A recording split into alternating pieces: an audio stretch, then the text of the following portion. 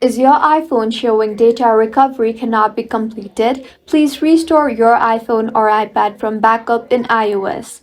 Hello everyone, I am Bishakha and welcome to our channel Create, Login and Delete. Let's get right into the tutorial and fix this problem. Launch the Settings application on your device, tap on General and then on Software Update and see if there is any new iOS update.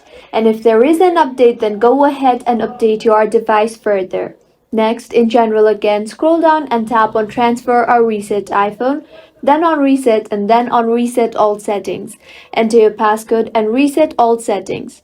Doing this will reset all settings, nevertheless none of your data or media will be deleted. If it is still not fixed, force restart your device. To force restart, quickly press and release the volume up button. Next, quickly press and release the volume down button. And finally, press and release the power button until you see the Apple logo. Don't release the power button when you see the slide to power off slider. Keep holding the side button until Apple logo appears. Once it appears, you can release the power button.